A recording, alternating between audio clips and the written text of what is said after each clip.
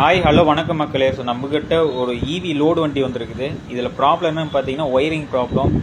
என்னென்னு பார்த்தீங்கன்னா இண்டிகேட் போட்டால் இண்டிகேட் வேலை செய்யாமல் ஹார்ன் அடிக்காமல் ஹெட்லைட் வேலை செய்யாமல் இருந்துச்சு. இதில் என்னென்னு ப்ராப்ளம் பார்த்தீங்கன்னா டிசி கன்வெர்ட்டர் போயிடுச்சு.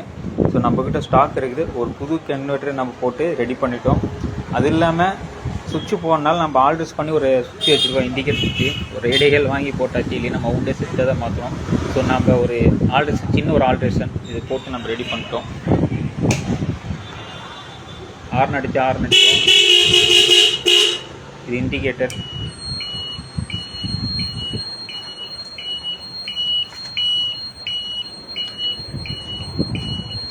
லெஃப்ட்டில் போடுறேன்.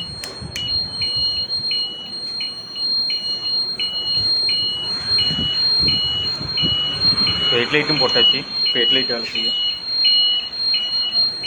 ஸோ இதுக்கப்புறம் எல்லாமே டேப் அடிச்சுட்டு பர்ஃபெக்டாக லைன் பண்ணி நம்ம வண்டி கஸ்டமர் கையில் நம்ம கொடுக்குறது தான். ஸோ உங்களுக்கு இதே மாதிரி ஒரு இவி வண்டி இருந்தால் ஏதோ ப்ராப்ளம்னாலும் சரி நம்ம கொண்டு வாங்க, நம்ம கிளியராக பர்ஃபெக்டாக பார்த்து ரெடி பண்ணி கொடுத்துடலாம்.